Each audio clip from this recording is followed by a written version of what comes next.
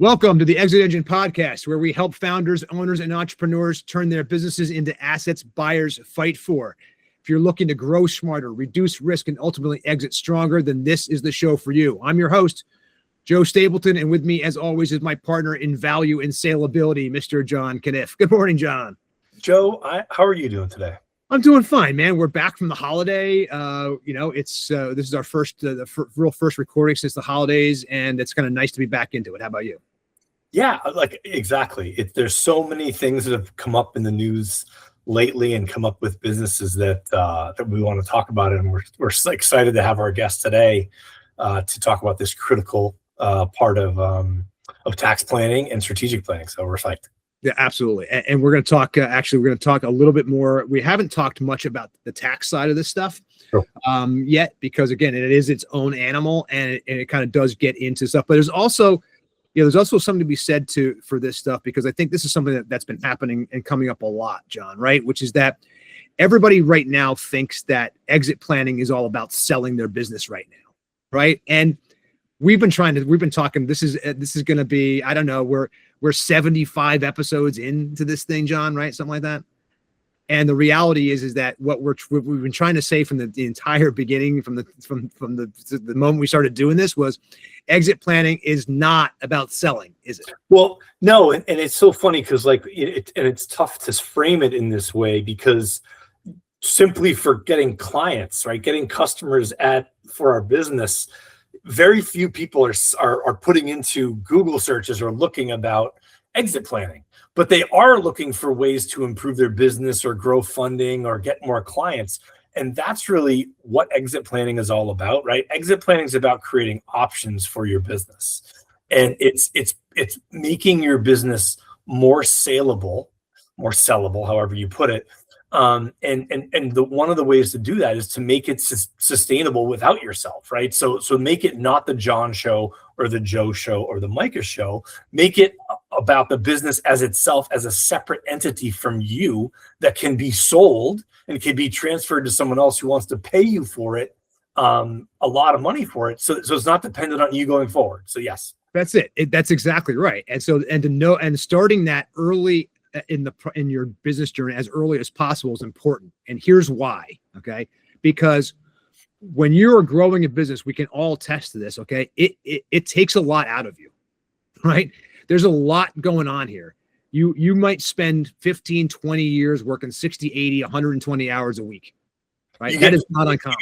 You get calls on Saturday night. Like I got calls on Saturday night when the network when the Cisco server or the Cisco networking router was not working, and I had to go in and literally meet a guy with like a club t-shirt on that had come from, fortunately he was in New York. He met me in the city at like 11 o'clock at night, and we fixed the thing together. I didn't do anything. I just opened the door for him. But I just distinctly remember him coming in, and I was the one who was called to do that. You had to be the one opening the door because it was your door, right? And that's the thing. And so, the reality is as the founders and owners of these companies, it is on us to make these things go to a point.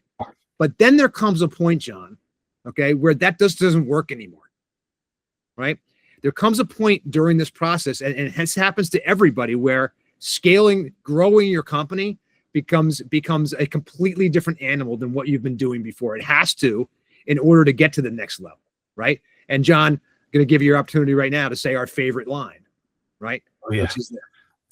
Yeah, what got you here will not get you there. Yeah, that's it, man. Because so the reality is most businesses aren't failing at the $5 million revenue mark because of the founder, right? They're not growing. They're not failing because you didn't work hard enough. They're starting to not be what you want it to be because you don't know how to scale, right? The growth isn't about, you're not able to grow through this kind of chaos, right? More tax pain, more time away from the life you're trying to build and all that stuff. Okay. That's not working for you anymore. The good news is, okay, exit planning and some specific things around tax planning and some work around accounting and things like that could put you in a position where maybe selling isn't the next thing that you do, right? Not saying it's not a thing you do eventually, but it's not necessarily what you're all about, right? So in today's episode, we're going to talk about what happens after that first wave of success, okay? When you start, you're making money, right? But maybe you've hit a wall. You're growing, but it doesn't feel sustainable. You're out there, you're making this thing happen. Everything's going, everything's dependent on you, right? You've got revenue, but there's no path to see how this ends, right? That's where today's guest is going to come in, okay? So we're going to talk with Micah Fraim today. Micah is a CPA with a different kind of practice, okay? He's got one that's built not just around tax savings, but around helping scalable businesses grow profitably and strategically with a path to long-term value creation, okay? He's the CPA who's trying to talk you into not selling your business when you come to him with a deal, okay? And the reason he's doing that is because he knows some things, okay? He's seen a lot of stuff, and he's helped countless of online and growth-minded founders avoid this successful but stuck trap. And we see this all the time, don't we, John? Yeah, I mean, each and every day we see these people in these places where they're burnt out. They've been working a ton. They want to leave and they want to be done with this, but it's not the right. Most of the time, it's not the right deal for them.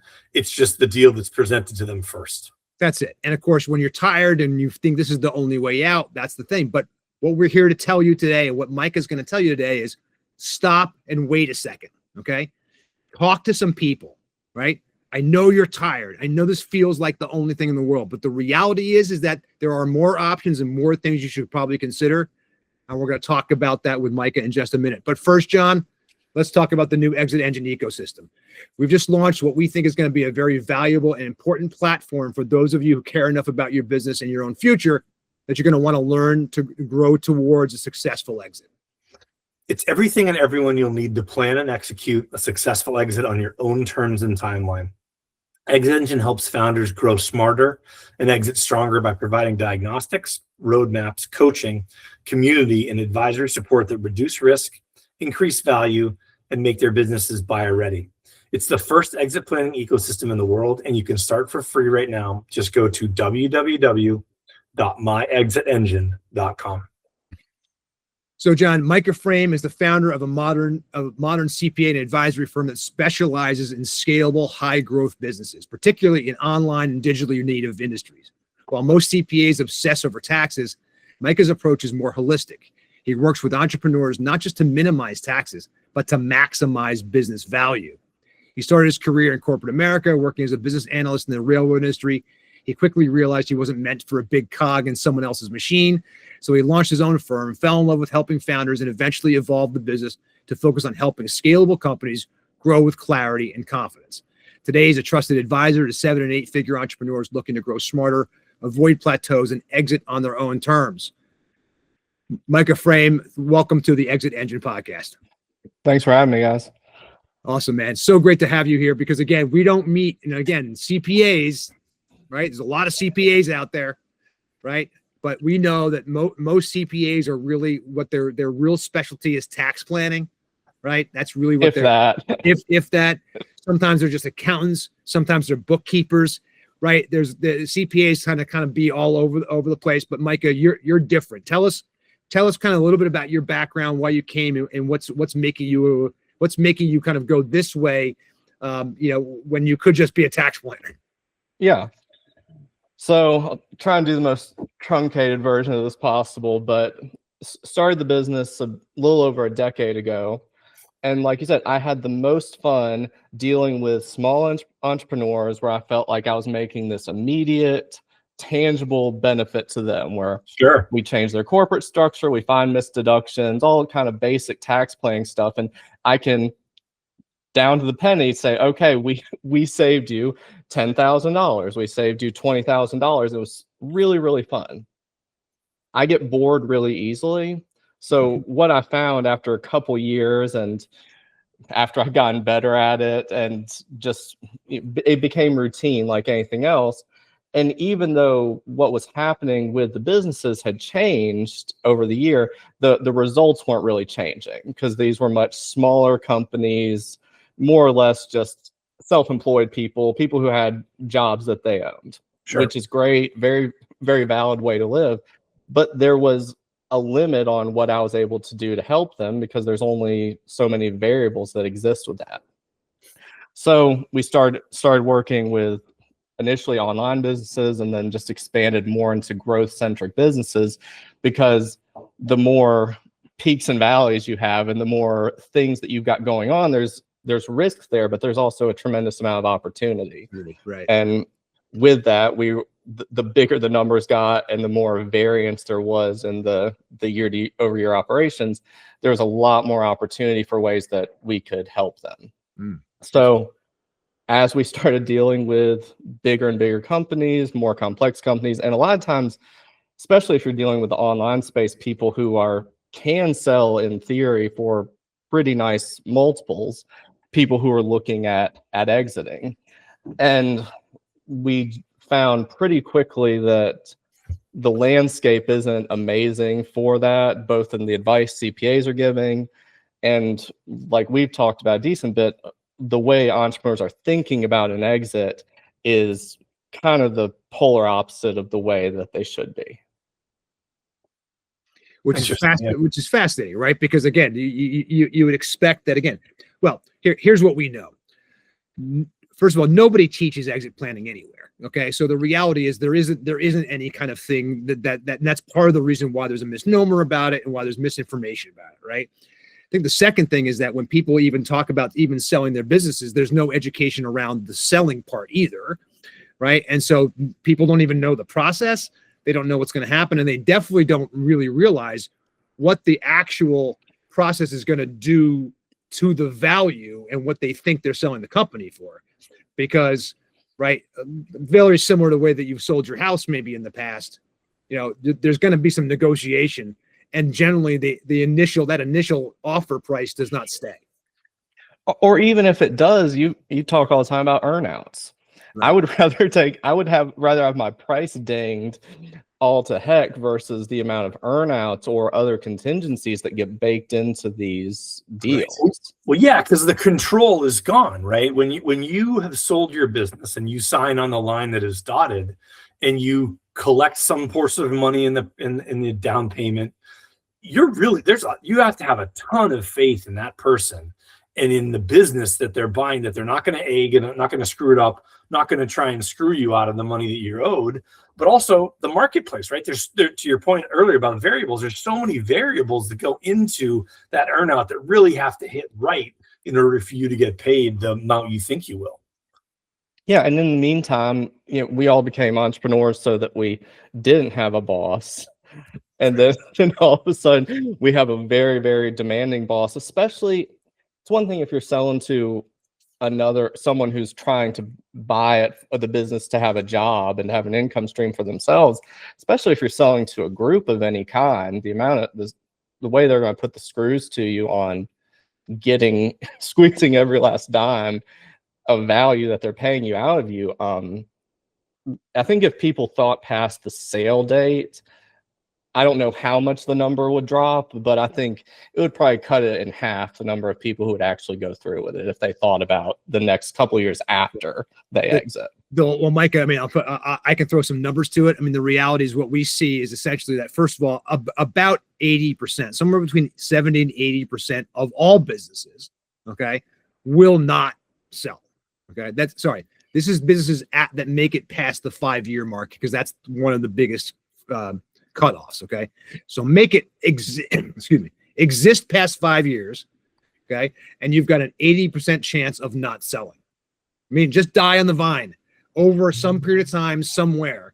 It might be because, again, the 5 Ds, right? We talk about death, disability, disagreement, dissolution, and divorce, right? But basically, so those are some of the things that get you. But even when you grow and you get into, let's say you get to the $5 million revenue mark, which is the next big mark, right?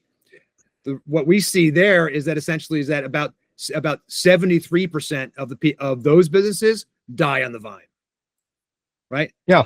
At $5 million, they're making $5 million a year, and they will eventually die on the vine for the same reasons, but because they're not scaling. And the reason they're not scaling is so they don't know that's what they should do. And this is what exit planning really is. If you use that exit as the big goal and manage the business to that goal, guess what happens? everything you want to have happen, basically, right? Yeah. Get Joe.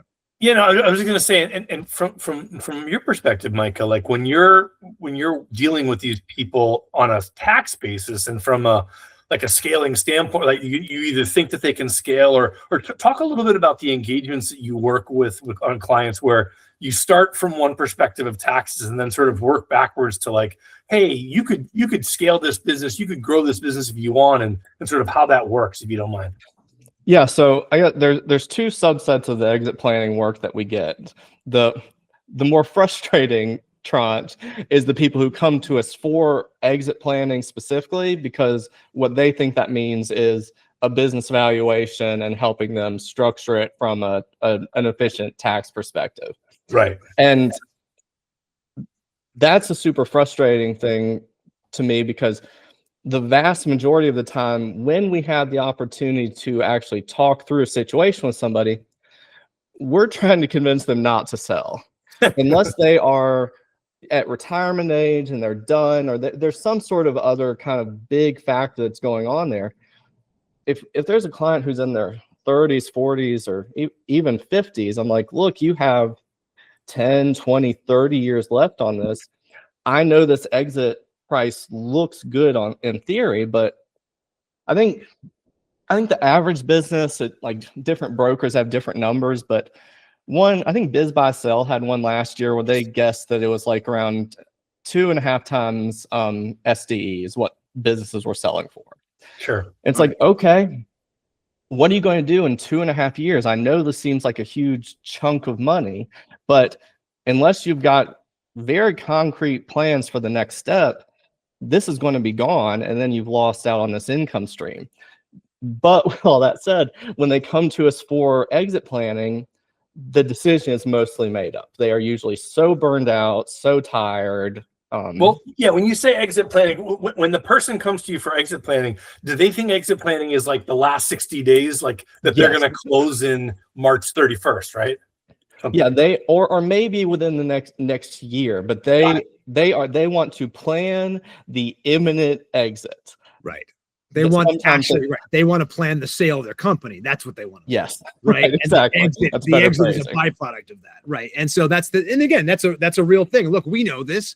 You know, this is a tough thing to kind of, the words and the way that this has been described and stuff and the things that have been attached to it over time are, look, if you talk from a founder standpoint, and anybody who's actually sold their company refers to themselves as exited founders, right? It's like it is the word people use. The problem is that, again, it's a matter of what happens up front and what is a plan, right? And the way that we talk about a plan, and I think, Micah, you're on this page, which is that this plan is when we talk about exit planning, we're talking about long-term growth planning, right? That has an eventual exit in mind, so that you can work towards a number that will actually make it life-changing money, right? Not the short-term stuff that you're talking that we come across all the time, which is that, oh yeah, they offered me, I have a $600,000 revenue business. They offered me, whatever, 5 times discretionary earnings, right, or whatever, and that's great, and so I'm going to make $1.2 million, and that $1.2 million doesn't last very long. No. And that's one of the things that so I guess on the second half of the business where we have to sort of sneak the exit planning in, that's where we actually get to do real exit planning, because the people who come to us for the transaction, I can't convince them not to do it. Right. All we can do is make it reasonably tax efficient. Right. But for the clients who come to us for the tax planning at the advisory side, that's still largely the focus, but we're able to talk to them about, okay, well, let's look at the overall financial health of your business. What are your goals for this? And then we're able to have some exit planning attributes to that. And that's when we can actually get some of this stuff done, because myself and 2 other exit planners are working on a book that it's a pet project, so it's kind of slow going, but it's talking about not selling your business, but turning it into an oil well. And for these tax consulting clients, that's one of the things that we try to start thinking about with them immediately is, okay, like you said, what do you want to sell it for? How much income do you need? What's sort of your audacious goal for this? And then we're able to back into that and structuring their business accordingly. Right. Because the people who come to us, either internal clients or people who find us from search or referral for exit planning, they're usually so burned out by the time they're thinking about an exit, it's almost too late to do much of the actual exit planning. Right. So if we can catch them when they're still enthusiastic about the business and structure things, then at least in my experience, that's when we actually have success. Once you already have the idea of a sale in mind, it's really hard to unring that bell. And of course, then you've got a really short runway to do anything. And it's a great point too, because, and we find the same thing, right? So we find the same thing is I love the way you put it, is to unring the bell. It's like once people have that, however big the dollar sign they think it is in their mind, and that, oh, I don't have to do this anymore for 70, 80 hours a week, and I can go away for the weekend, or I can sleep late on a Friday or sleep late on a Saturday even. It changes, it sort of, changes their mindset. So yeah, it's just so interesting to hear that, you're hearing about this as well from your clients. Yeah. And it's again, the shorter the runway, the more we can you want to sleep late on Friday and you want to do all these things. Well, if you got a company that's making $500,000, if we have a little bit of runway, we can say, okay, well, all the things you hate on the business, if you hired someone, what would it cost to replace you? Right. You say it's $250,000. Okay, well, if you take a couple of years to train that super qualified person, have a comp deal that incentivizes them to really replace you, then you've got a semi-passive income stream for $250,000 that you keep for as long as you want to, and then you can sell later if you really want to. But it's all a matter of actually planning and looking at proactively. The one exit that I'm working on or I shouldn't even call it an exit, the sale transaction that's being worked on right now with a client looking at selling to an equity group. I don't even think they were necessarily actively looking, but they got approached by a group who is looking at their industry and trying to consolidate. Sure. And the number on paper, at least right now in the sort of LOI stage, is pretty appealing. And once they got, you just the dream bubbles popping up in their head of getting to not do this anymore, and the next thing they want to do with their time and business and spending time, all those dreams that they've got, once those started to solidify more, they hadn't even thought about it before this came. And it's largely unable to persuade them that financially this is a bad decision. Right. And they know it's a bad decision financially, but it's still, the number is big enough, and the removal of the burnout and the stress is so appealing that it's really hard to break through that. That's the stuff, man. This is what goes on. And we've talked about this in several episodes before. The mindset behind all of this is what happens when you start to get burned out is that you are not thinking clearly, right? You just aren't. You're not using all the resources that you can. Your faculties aren't there because you're in stress. You're in fight or flight, right? And so what you're doing is, when you're running on fumes like that, is that the next big whatever, what they say about what it can look like, they just throw you a donut, but it looks like a life raft, right? Thanks, and then it turns out, it's just a donut. The problem is that it's a matter of being able to grab onto something, and what working with people like Micah does, and through ExitEngine and all of the people that we have on this show, it's about understanding yourself, looking at the business in a holistic way, and being able to say, oh, you know what? If you don't like doing this part, let's go get you someone to do that part, right? Like you just said, let's go get a CEO, right? Let's bring someone else in who can grow this with you, for you, next to you, while you go do the thing you like to do, right? These are all viable options, but people are so burned out that they can't even think. All they can see is get me out of this. And so our solution has always been start just a little bit earlier, right? Right. A little bit earlier. What do you say to when you're talking about people like this? You know, what is your pitch to them about the need? What is the thing that helps them, that staying gives them over these kinds of bad deals? Like we talk about a deal being bad, but what does that mean? It just means the revenue is short versus a long-term play. Is that how you see it? Yeah, that's the main thing that we'll focus on because it's the most easily demonstrable thing where we say, okay, well, if you sell for 3 times what you're earning now, you're going to be 42 years old when you're done. And I've seen that. They came to us after the sale already happened, but people who did very well sold their business sometimes for great multiples, but they did it in their 30s or 40s. And then 10 years later, they still haven't jumped back in to do anything because they're not really sure what to do. And as sort of an aside, I think early retirement does some strange things to some people. I'm not sure that that's the best thing for your brain and overall just keeping you for your marriage. Yeah. Right. Yeah. Yep. No, it's the truth. It's the truth. You're absolutely correct. We see this all the time. You know, without running away from this thing that's giving you pain right now, whatever, even if it's your place, whatever, but what are you running towards?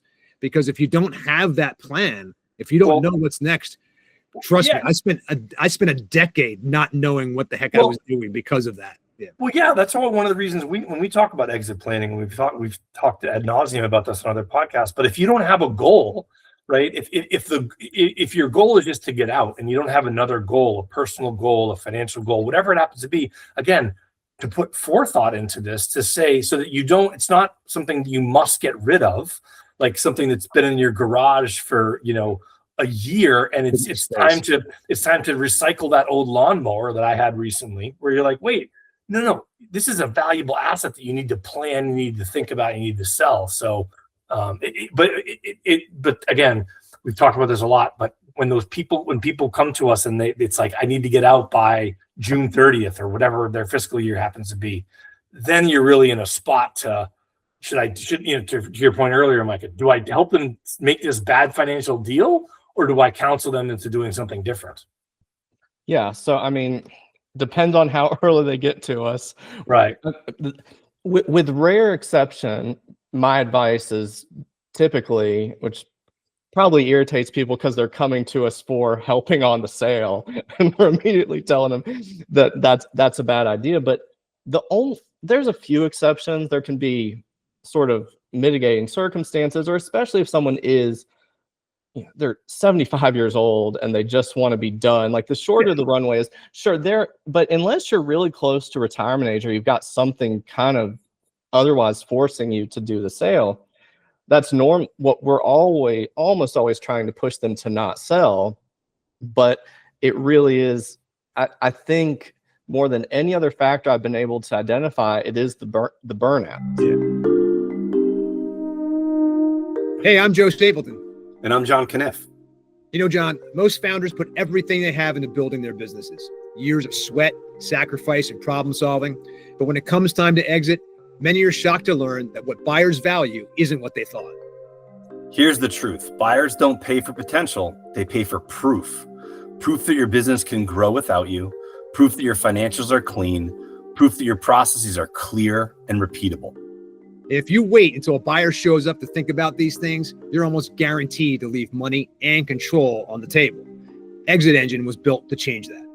ExitEngine is the first readiness platform that helps founders design their ideal exit step by step, combining education, coaching, and support, and access to an elite network of business specialists and capital.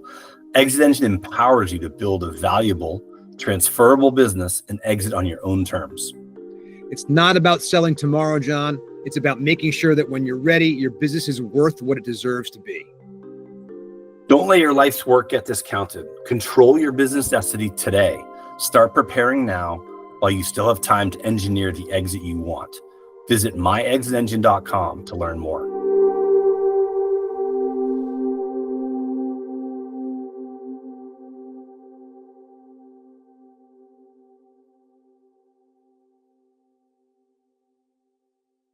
Yeah. They could have been in business for 3 decades, but they're still kind of enjoying it.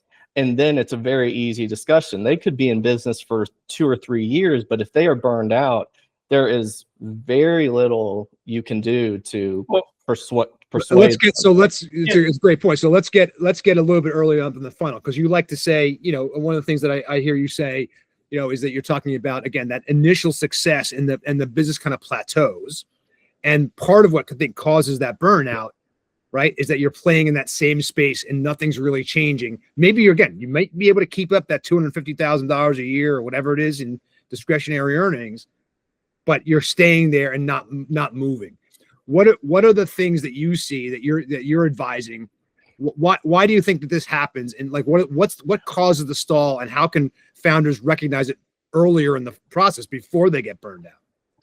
Yeah, I think the biggest thing is that early on, your success is tied, not exclusively, but in large part to the efforts you as the founder are making. How many hours are you working? How well do you engage with your clients? How good are you at marketing? How good are you at running this, performing this job? Right. You as the CEO of this tiny company. But then as you get bigger, you actually have to run a business. You have to manage staff. You have to do projections. You have to look at your margins. You have to delegate. You have to do all these things that are, if not more difficult, or at least just a different animal from being a super successful self-employed person. So I think what happens and what contributes to the burnout is that early on, if you worked 80 hours, you had double the productivity of when you worked 40 hours. And so you've got this nice linear growth where the business is going up 20 to 40% a year. And man, this is great, growing. And then, like you said, you just plateau.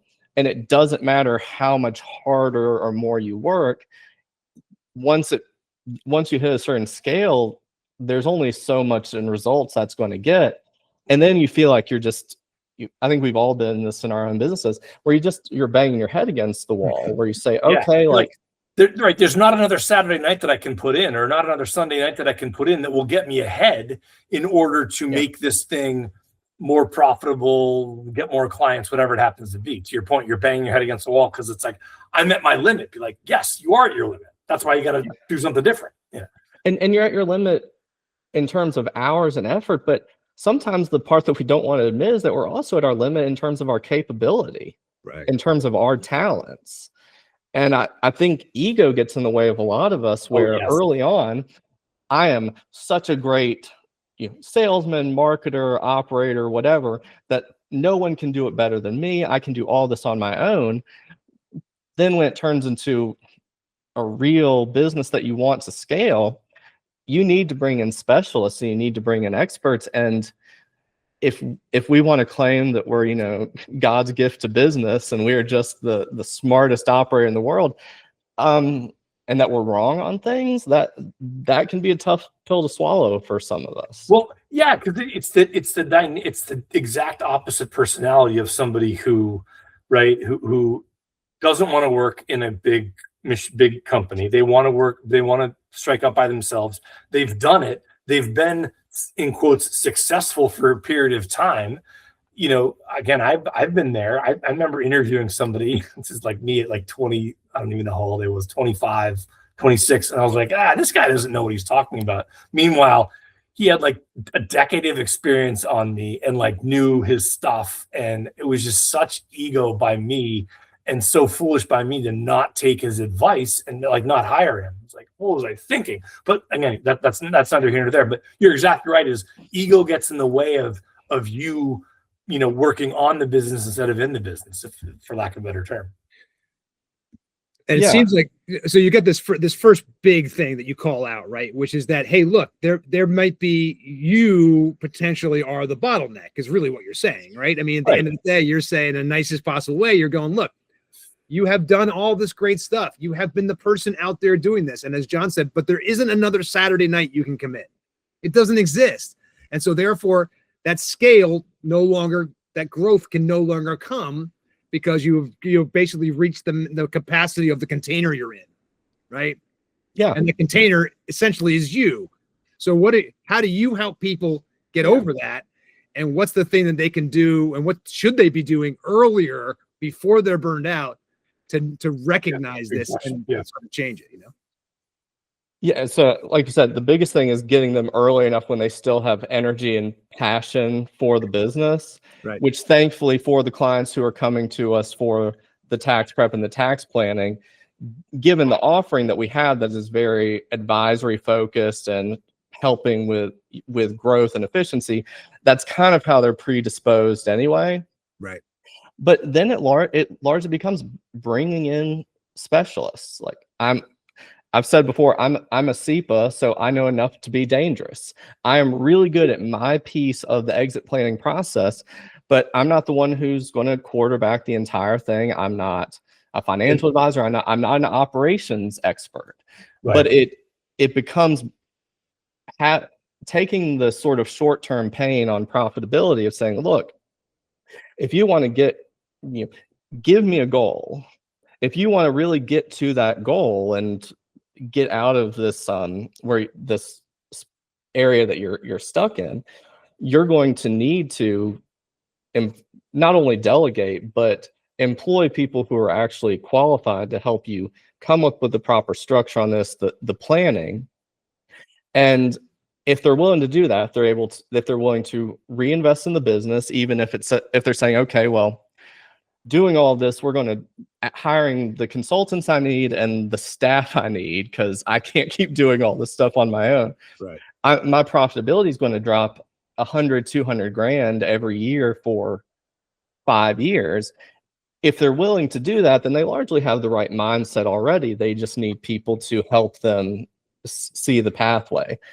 The people who are unwilling to do that, either that they're kind of cheap and they don't want to spend the money. They'd rather have the highest revenue or the highest profit stream for the next couple of years as humanly possible, or they just can't. They've got enough ego, or it's too much effort to delegate. Then they end up being kind of stalled out. The business stalls out, and then they're stuck. Mm-hmm. And there's this for the people who have the ego and say, well, I can't, no, my business is too hard to do that. I can't delegate. I can't systematize. I can't do anything. Mike Michalowicz had one of his chapters in Clockwork. He talked about how there was, I always forget the guy's name, but there was some like 17th century painter where painters of that era typically churned out like 100 paintings. And this guy churned out thousands. And the difference was that he realized that the only thing people were coming to him for was that his style of drawing faces, but that the backdrops, the clothes, the props, everything else was the same. So he had a bunch of apprentices that he would farm out everything but the faces. And the point that he makes in the book is he's like, look, if a 17th century old school painter can systematize their business, you can't tell me that yours is so unique that you can't do the same thing. Yeah, it's like Ford before Ford, right? Specialization and the whole and assembly line. Do what you can, do what you do well, and then farm out everything else. It's a great lesson. Yeah. Yeah, for sure. But that's the audience. Sorry, one thing. SEPA, we've talked about a couple of times. Certified Exit Planning Advisor. Just for everybody out there that we're talking about SEPAs. There's a designation if you want to go check it out. But yeah, check that out when you get a chance. But so when we are talking about growth, then, so what we've got so far right now, Mike is saying, is that the first thing is that it's mindset, right? Where are you? Are you burned out? Are you feeling a little bit like I need to get this over with? You're feeling like you can't stop, take a beat, talk to some people before you do it. Now, you may have gotten what spurred even talking to Micah or talking to any of us could have been a phone call. That's what John and I used to do, right? We used to be the guy making that phone call. Hey, I got a private equity firm who's looking for companies just like yours, right? Are you interested in selling? Have you ever considered selling? Oh, well, not really. Okay, well, how does it go? Well, we're gonna, we're gonna look inside. We're gonna ask for a couple of documents. We're gonna look inside some stuff. We're gonna see the thing is, and they're gonna decide whether or not they want to make an offer to you, and then we're gonna go from there. Great. Okay, fantastic. Well, They get that, the first thing that we do is we do evaluation. We tell them what their value is and what they're doing, whatever, because the next thing they're going to do is get an LOI that's got that number on it, or probably less than that number on it. And then we're going to tell them, you're this, and then they're going to go, well, that can't be right. I got to be worth more than that. I've been doing this, and I sacrificed all this time, and my wife won't talk to me anymore, and that's got to be worth something. And all these things that get that they have no idea. No, it has nothing to do with that. It literally is, here's what your EBITDA is, or here's what your SDE is, right? And this is the number, and it's going to be some multiple that, like you said, somewhere between 2, 4, 6x, right? The question is, but then what's going to happen is that then they're going to actually, then they're going to go in, they're going to look at the company like look at everything, right? When you are helping people through these things, what's the advice that you're giving them at this point? What are they going to look at? How do they come to you and go, oh, I don't have these documents, or right? There's all kinds of things that can go on. Well, that's another reason. I think it's a little humbling for people when they do have, especially if it's a PE group looking to buy it versus just another sort of Strategic. Strategic, or even just another private buyer who's wanting to do it, because their due diligence is strict, and all the time we'll have it where people are saying, hey, they're asking for this. I just realized I've been doing this wrong for the past 15 years because it doesn't meet the requirements of what they're saying it needs to.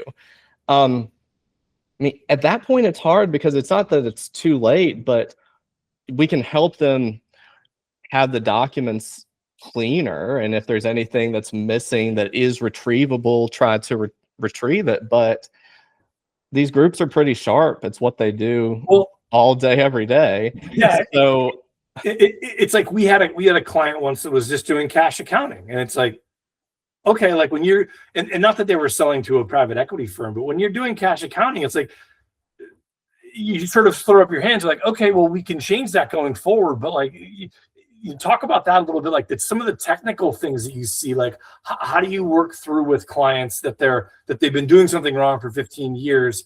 You can fix it going forward, but really there's nothing you can do about things that have been going on for that long a period of time, right? Yeah, and good or bad, I'm not always incredibly sad if that ends up making it to where the transaction it showcases the actual health of the company or lack thereof, and then we're able to say, okay, I didn't think this was the best decision anyway. Now we have these known deficiencies, like you are on cash basis, and for a company of any sort of scale, they're going to want it to be on accrual basis. You had your business license registrations. It turns out you forgot to do a couple of those in a few municipalities, or the numbers weren't right, or sometimes it can be just more compliance based, where it turns out the people had been paying a bunch of people on 1099 that had no business being 1099. So just little things like that. We're like, okay, it's a shame this didn't work out, at least since that was your goal. But now we've got a really nice punch list of deficiencies that we're aware of. So if you do want to do this again in a year or two, cool, we're going to fix these, but also in the meantime, let's talk over the other non-mandatory things that are done, and then we can start to talk about profit gap and value gap. And the one that nobody talks about, which always surprised me, is the wealth gap. That's one of the ways that I say able as if I've got a vested interest in nuking these deals, but the wealth gap is one of the things where we're able to show you can't afford to sell this thing. Right. Explain that a little bit, just for just explain that in the way that it's come up with your clients. Obviously, not naming any specifically, but when you explain that to them, does the light bulb go off above their head? And this will sound repetitive. It really depends on how burned out they are. Right. It's not that they don't. So some people, they can understand, and the light bulb flickers on and turns off because they just want to be done anyway. Right. But for more savvy entrepreneurs who are really sharp but just hadn't thought about it that way, then the light bulb will go off, where they're like, okay, wow, this, not only can I not afford this because I don't have the income, I don't have enough wealth to replace it, and this is Right. only going to last 3 years and all these other things. But then we're able to say, look, not, you can, one of two things or a hybrid of the two. If we start to, over the next couple of years, start to make these operational changes, you can either have it to where your company's operating closer to a best-in-class company for your industry, and that will increase your bottom line by 100, 200, 300 grand. But if you're best in class already, when you sell it, then your multiple goes from 3 times to 8 times. So that, for the people who are willing to listen, Yep. that can be this huge aha moment where it's like, wow, this thing right now would sell for 600 grand. But if we take these steps proactively for the next 5 years, it could sell for $3 million. It's so funny that you mentioned, like, if they take your, I think you just said if they take your advice or if they listen to you, but like, it's funny when you have a client that hires you and then doesn't do that, right? It's like you give, not that we give them something that's sort of, I mean, it is proprietary to a degree, but it's logical things we're doing that we're walking them through this, and it's just helping them see in a different way. But then you tell them to do something, or you ask them, hey, this is the way to do this to achieve your goals, and then they don't do it. Right. Wouldn't you want to get due diligence done at a time when there was no stakes for it? Right. Right. So let's go do that first. Why don't we all just say, hey, look, I don't know, with valuation, this, whatever, it doesn't matter what the valuation is. What matters is, what are the things that they're going to find that are going to reduce that value during due diligence, right? Don't give them the ammunition. Sorry, Joe, you continue. Yeah. No, you're right. Don't give them in fact, take all the ammunition away, right? Know all the answers before they ask the questions, right? Put yourself through due diligence, with Micah, with ExitEngine, whatever you do, to know what that stuff is. Then you'll know what to fix. And there are things, Micah, when we could talk about this next, what I want to talk about too is a little bit like, there are these like long-term big projects that grow value of a company, right? I need a huge new marketing thing or a new product, or I'm going into a new market area. Those are good ways of growing.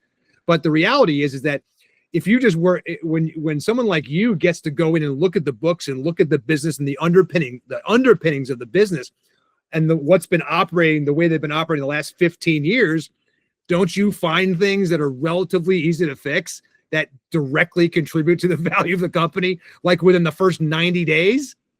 Oh yeah, all the time. Things that, I mean, having employment agreements, having customer contracts, having systems documented. And we're a small company ourselves. I understand that it is it's a lot easier said than done, and so much of us still end up keeping things in our head that should be documented.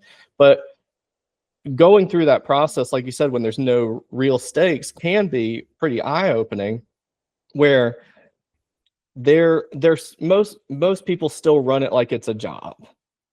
It's not really run like it's not run as a saleable business. Right. And I think going through that exercise of saying, hey, I get that this is making you $500,000 of profit a year, and that's amazing. That puts you in the top 1 to 5% of earners. Like, good job. You've been, pat on the back, and incredibly well done.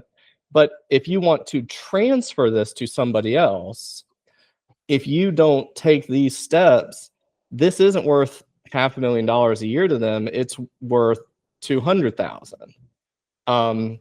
And there's going to be a steep, and they're going to have to do all this stuff. They're going to have to lose customers in the meantime, and do this and do this. And there's going to be a pretty steep discount that comes with that. And if they've got someone else just like you in another state that they're talking to in the whole thing, which there is probably, right?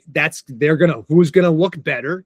How much work and effort does the new owner have to put into it? And that's going to directly affect the value and the offer of the price and all that stuff. So this is not rocket science. Like, this isn't crazy out of the right. What do you mean exit planning? No, this is as we've been talking about for 70, it's almost 80 episodes now. And as Mike is saying to you right now, it's like, guys, start when you're not burned out. Start right now, wherever you are, stop. Okay. If you are a company and you have a $2 to $5 million in revenue right now, and you're paying yourself $200,000 a year. Okay. Stop right now.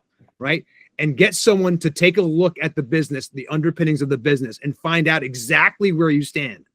Right. On the exit readiness scale. Just know why, not because you want to sell tomorrow, but because what you'll learn is, oh, this is the way a buyer is going to see me. And if I can make myself look good in front of any buyer in general, I am raising my value and sellability, A, and B, I just happen to be, I'm making myself a healthy, sustainable company in the meantime anyway. Yeah, it's like, I don't know if I ever told this story, but like, and you mentioned selling your house. It's like when we were buying the house I'm currently in right now, the seller was actually in the house with us during the inspection. And as we were going through like everything, my wife like looked at me and was like, can you distract him and, take him away so I can talk to the inspection guy? So the guy's like walking me through all of the systems and stuff in the house, like the sinks, and making sure that like, I understand that everything works. And I'm like, this is the last thing that I want this guy to be doing. Like, I need to do this like independent of this guy. He's like walking around being distracting. And it's like, look, like you have to think like the buyer that you're buying your business from, the buyer that's going to buy your business, would you overlook these things in the business if you were buying it? And again, that takes a little bit of mental gymnastics, but like, don't assume that someone will want to buy your problem, right? No one wants to buy your roof that's not leaking. No one's going to buy your system that doesn't, or all the problems in your system and all your systems that are broken. It's no. They want a fully functioning system if they're paying what you want to sell it for. And they want to take it, and in case of a private equity firm, they want to make 30% on it and resell it in the next 3 to 5 years. And they have to, because the private equity firm, their job is required on. So yes. Well, and I think that's the disconnect for some people, especially smaller owner operators, is that they went from a job where they were making, say, $50,000 a year, and now with this business, they are making $150,000 or $200,000 a year. So if they're looking at a potential buyer, they're thinking of what it did for them and their lifestyle, right, and how much better it is, which if you're going to sell to another owner operator who's going to give you a lower multiple that you might have to hold at least a partial note on it. If you're going to do that, then okay. But like you guys are saying, if you're selling to PE or someone who's going to give you a primo price, it's just a totally different ball game. Let me ask you a question about sort of the core sort of tax planning that you're doing, because we deal with this when we're dealing with deals. But do you have like, what are there typical things you're doing, like corporate restructurings, tax, like the tax advantageous things? Can you talk a little bit about like some of the core work you're doing with entrepreneurs when they are in that stage of selling their business, even if you've worked with them for a year or they're actually at that burnout stage and you're still helping them, even though you've advised them not to do it potentially? What are you doing to the company in most instances? A lot of time, again, with that, runway is better because there's more time. Sure. But when it comes towards the end, it's usually just trying to structure the deal to get as much capital gains as possible. And that's relatively simple, but and for some businesses, it doesn't matter as much. If you have a service-based company that has very little in the way of receivables, you don't have much depreciation or capture you're going to have to cope with, doing an asset purchase is totally fine. Right. Most of that's going to be capital gains anyway. But if you had something that was, a really equipment heavy business and you've been operating it for 20, 30 years and you've got $4 million of depreciation or capture going to have to cope with, then you have to really push them towards if a stock sale is a possibility. And sometimes it is, sometimes it isn't. But they at the very least, either we say, look, when you're looking at a buyer, you either need to sort of try to mandate a stock sale, and here's the reasons why, because otherwise you're going to get hit with $4 million of depreciation recapture at ordinary income tax rates, blah, blah, blah. Or if you can't do that, because I think the stats are somewhere around only like 20 to 30% of business sales are done as stock sales, like 70-ish% is asset purchases. Yep. If it's not possible, at least we're in planning for the tax hit they're going to get hammered with. So at the very least, if they don't do anything else, we have it to where they're informed and it's not this huge surprise. But one of the things, sometimes the deals are already largely structured and we're kind of stuck with the deal as it is. So we tell them, this is what the business sale is going to do in terms of taxes and taxable income. Right. But what are some other options of thing? You've got all this liquidity now. What are some other ways that you can deploy the capital out that you're going to get to offset against this? Yep. If you qualify as a real estate professional, or you do, one of the things where it's substantial services with an Airbnb, could you do a cost segregation study? Could you invest in a working oil and gas well? Could you do a land conservation easement? Like, you got all this liquidity now. In the year of the sale, here's how we want to deploy it to in a tax advantageous way. That's a lot of times, unfortunately, that's kind of the we've got one where they came to us for, again, quote unquote, exit planning, but they already have a buyer in mind. They have a sale price in mind. The buyer is mandating that it be done as an asset purchase. There's not much I can do on that part of the transaction. But if there's anything that they're going to have a huge liquidity event, what can we do to deploy that capital to get you a loss elsewhere on the return to help offset? It's unfortunate that you have those constraints, right? To when you have a buyer that they come at you with a prepackaged deal to a degree, and it's like they're not willing to negotiate. It's like, well, you're not giving me many levers to pull here, right? It's an asset purchase. You're an asset intensive business with a lot of depreciation, and once you explain to them that, like, why this buyer is coming to you with this deal, it opens up their eyes a little bit. Be like, yeah, you could take this deal, but it's gonna be again, you're buying their property, or you're gonna have a problem after you sell the business. Yeah, absolutely. So, I mean, said this a million times on the podcast, the more time we have, the more flexibility we have, because in the case of the one that I'm thinking about, they're at retirement age. They are done. They are just happy that somebody is coming who is willing to take this off their hands effectively, and they just don't have to close it up. So for them, there's not a whole lot of discussion. But even if I've got another year or 2 or 3, then we can start to have more discussions and more maneuvering of how, at the very least, to make it more tax efficient. But if not, it hopefully do some other things to increase the valuation. True. Right. Yeah.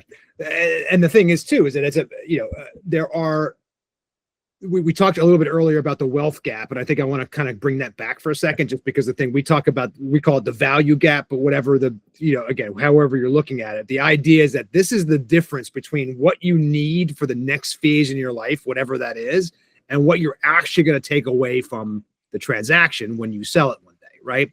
And I want to be clear that just like when you were surprised at how much money you got when you sold your house because it was getting this price, and then all these things kind of came off the top, that's another thing that people are not prepared for, right? When they go through this transaction, which is that just because that's the number that's being offered, we've already gone through what happens, obviously, in due diligence, is that number comes down. But then there is a matter of, we're going to divide this what is the deal structure? We're going to divide this payment up, and you're going to get 50% of it is going to be in cash, and the other 50% of the value of the deal is going to be paid when these certain things happen. We're going to ask you to stay with the business for the next 2 years while we take over and transition and get your people. And you're going to make sure that all your clients stay. You're going to make sure that we integrate together and that we start making money off your thing, and we're going to put all this on you. Well, and I don't know, y'all deal a lot with the transaction side of it. I'm always curious why people go through the deals in those instances, because for me, I'll just do back of the napkin math and be like, okay, well, when you factor in all these things, here's what you're actually getting on the sale. Right. And wow, that really doesn't seem that great, because they're giving you this pittance of a salary and you've got all this risk. But I don't know if people, I'm always a little curious, because from a financial standpoint, I have a hard time justifying it, but people still seem to go through with the deal. Yeah, I mean, because they have the mindset, right? Like Joe was talking earlier, when we were talking earlier, they have the mindset that they're selling this business and they're going to get. They see the top line number. It's like a revenue thing, right? When you look at revenue, like, oh, it's a $20 million business. Like, well, yeah, they make $150,000. Like, well, is that a good thing, right? And people are always focused on the top line number as opposed to the net profit. Like, oh, $20 million business, okay, and that's in my opinion of what happens is the headline number becomes almost something that just is like, oh my goodness, I'm going to sell my business for this. And by the way, that's the number that we're going to say in the press release, right? Right. That's going to say it's there's a vanity. But let's ask the guys at whatever at FanDuel or whatever if they think it was a good deal, right? When they got squeezed out by so many different rounds of funding and the whole thing that they basically ended up with almost nothing by the time the company was sold the fifth time.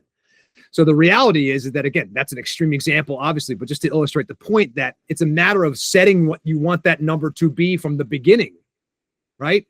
Look out here and go, hey, look, and we can help you do that. Micah can help you do that. Micah can do some calculations and say, hey, look, here's what your business is right now, right? And here's where it can be if we add 10% revenue a year, right? Year over year, month over month. If we add this stuff, if we can find these efficiencies in the back office, if we could do X, Y, and Z, right? That's really running a company now, because that's what the Fortune 500 people are doing, right? They've got the right people in place, and everything they're doing is about increasing profit, decreasing costs, right? While they go and they've got new business plays on how they get new things, and then they go and they introduce new products and they go into new markets and the whole thing, and that's how growth happens, right?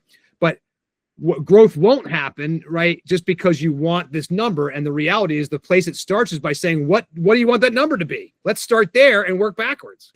Yeah, and that's one of the positive things, that even though I'm always for turning into an oil well versus the sale, I think that is one of the really positive things about having a eventual sale in mind, because the other subset that we haven't talked a lot about are the people who have to exit for unforeseen, the 5 Ds or something else, where some people are like, you know what, I don't want to sell the business. This is my baby. I love it so much. I'll never want to leave. And even if that's true, they don't realize the risk that has, because you're not in full control of your destiny here. And I had a case with a client who I finally got long-term disability insurance a couple years back, because a client who was very healthy, very successful business, had no indications, had a major medical event. Yeah. And and it's gone. The business is gone, and hopefully they'll be able to build it back up. But in the meantime, it evaporated literally overnight, and people don't really. I think having a sale in mind can force people to start to take those steps that maybe they otherwise wouldn't be so inclined to do. Well, and that's a great, Micah, thank you so much for imparting your wisdom today on our podcast. We appreciate it. I think we need to have a second podcast with you, because there's so many insights that we really didn't get a chance to cover. So in the event, where can people get in touch with you? Where's the best place for people to reach out to you and your business?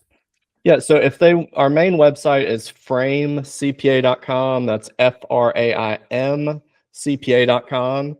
And if all our contact information's there, most of the information about our services, that's the best place.